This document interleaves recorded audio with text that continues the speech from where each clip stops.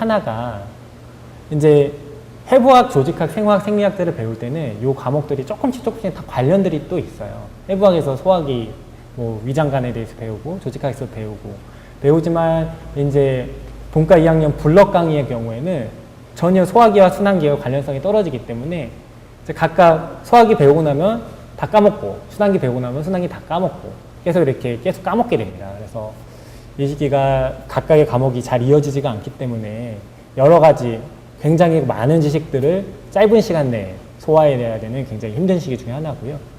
그러고 나면 이제 본과 3학년 때는 병원에서 이제 실습 돌면서 학생 실습을 돌면서 여러 가지 지식들을 접하게 되고, 그다음에 이제 본과 4학년 때 이제 KML이 국가고시를 준비하게 되고, 이 4학년 공부를 국가고시를 준비하는 시기는 학교마다 좀 차이가 있는데, 이제 뭐 3, 4, 5월 달에 바로 들어가는 학교도 있고, 그다음에 이제 가을부터 들어가기 시작하는 학교도 있습니다. 그래서 9월 달부터 보통 9월 달부터 들어가게 됩니다. 그리고 이제 전공의 선발 시험이 있게 되고요. 전공의 이제 선발하는 과정에서, 그리고 이제 전공의 생활을 하고 전문의 생활하는데 또 이제 의학 지식들이 필요하고요.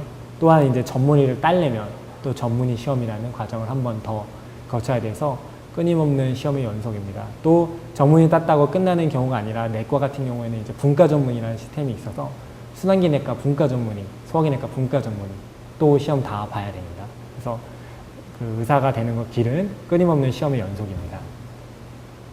근데 이제 사실 요 시기에 초점을 맞춰서 이번 강의는 준비가 됐습니다. 보험과 2학년에서 본과 3학년 기초의학은 배웠고, 이제 임상은 한번 배우기 전에 학생들을 대상으로 강의가 이루어질 거고요.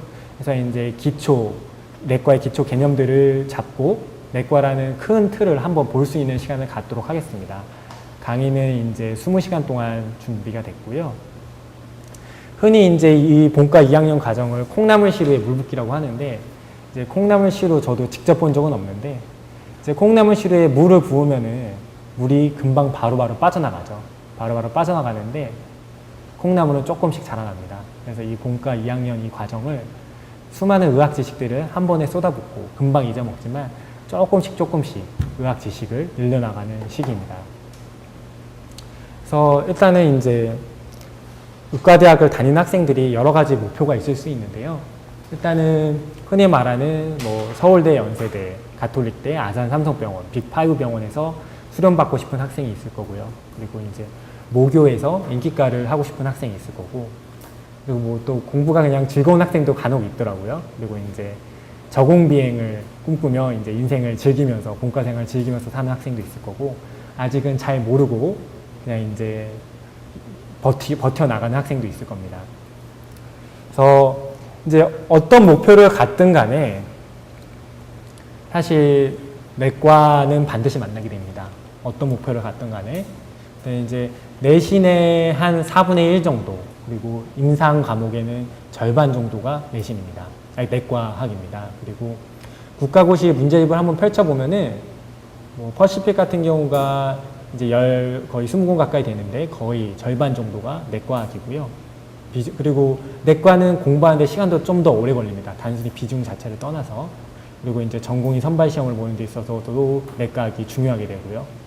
그리고 또한 이제 의사생활을 하는 데 있어서 이제 내과 지식은 결코 무시할 수가 없습니다. 환자가 열이 날 때, 가슴이 아프다고 할 때, 설사를 이제 한다고 할 때 모두 이제 내과적인 지식이 필요로 하고요. 그래서 이제 내과를 넘지 않고서는 일단은 원하는 의사가 되기가 힘들고요, 일단. 그리고 원하는 과를 하기도 힘들고, 이제 원활한 진료 행위를 하기도 어렵습니다. 그래서 반드시 내과학은 넘어야 할 산입니다.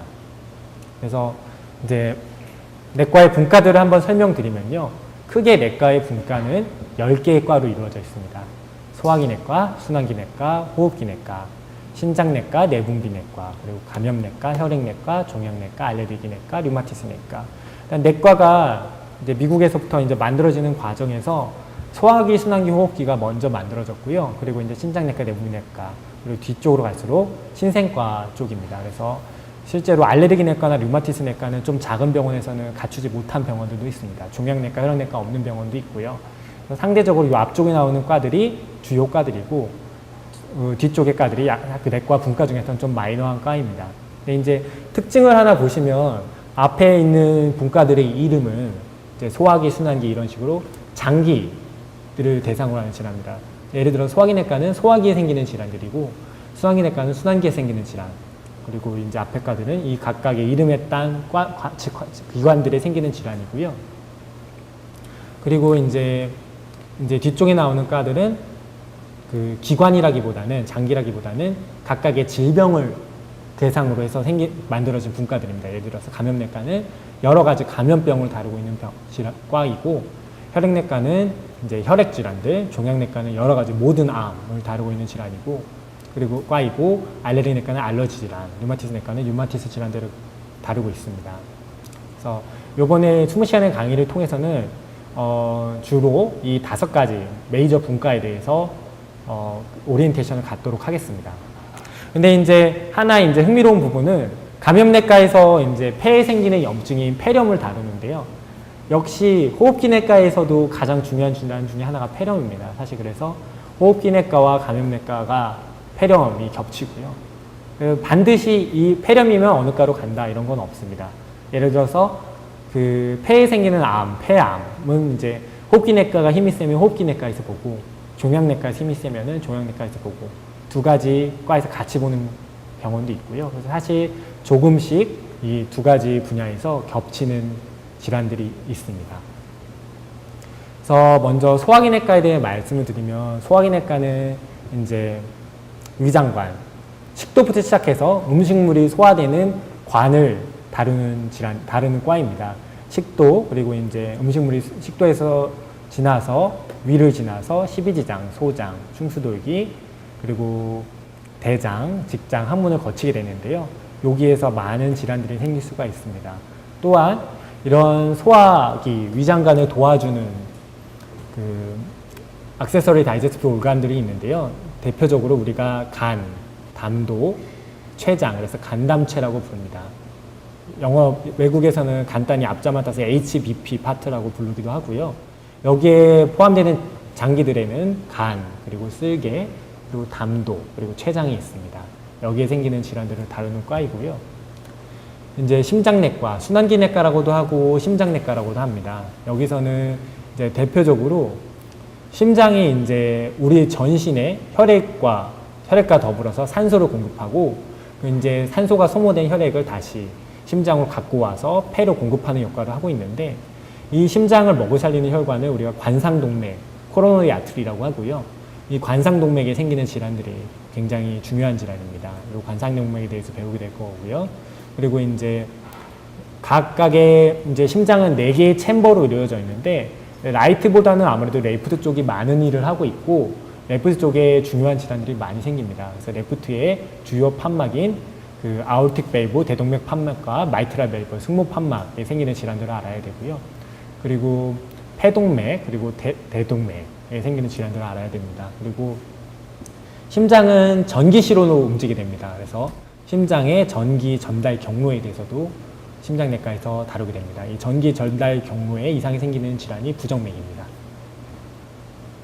그리고 이제 호흡기내과에서는 산소와 이산화탄소가 지나는 길인 기관지, 그리고 그 산소와 이산화탄소가 혈액에서 확산이 일어나서 교환이 일어나는 폐에 대해서 생기는 질환에 대해서 다루게 될 거고요. 이제 기관지에 생기는 질환과 폐에 생기는 질환들이 있습니다. 신장내과에서는 신장은 이제 우리 몸에서 노폐물을 걸러서 노폐물을 소변으로 보내고, 그리고 이제 산염기, 전해질 대사를 조절하는 기능을 하고요. 이 신장에서 기본적인 이런 여과가 이루어지는 조직학적 단위를 사구체라고 합니다. 글로메룰루스 사구체라고 하고요. 요 신장과 사구체에 생기는 질환들을 다루게 될 거고요. 뇌분비내과에서는 사실 이제 기관들이 좀 많습니다. 일단 기본적으로 뇌분비 기관들을 종합적으로 관리하는 뇌하수체, 피투이터리 글랜드에 생기는 여러 가지 질환들이 있고요. 그리고 신장 위에 조그맣게 부신이 있는데, 부신은 굉장히 작지만 여러 가지 질병들이 생기는 자리고 굉장히 중요한 기관 중에 하나입니다. 그리고 갑상선 많이 들어보셨죠? 갑상선에 생기는 질환들을 다루게 될 거고요. 갑상선에 이렇게 4개 조그맣게 부갑상선 파라사이로이드 글랜드가 있습니다. 여기에서 생기는 질환들을 다루게 될 거고요. 그리고 이제 그 듀오데널 세컨 포션에 붙어가지고 판크리아가 있는데 이 판크리아 생기는 췌장에 생기는 질환을 다룰 거고요. 내부내과에서는 아울러 이제 남성, 여성 생식 기관에 대해서도 다루게 됩니다. 그래서 감염내과는 여러 가지 감염병을 총괄하게 됩니다. 이제 대표적으로 뭐 박테리아, 바이러스, 그리고 기생충이 있을 건데요. 일단은 요 그림은 이제 그람 스테인 결과고요. 그람 스테인에서 포지티브로 그람 스테인 보라색으로 보이는 그람 양성 구균과 분홍색으로 보이는 그람 음성 구균들을 간단히 보여주고 있습니다.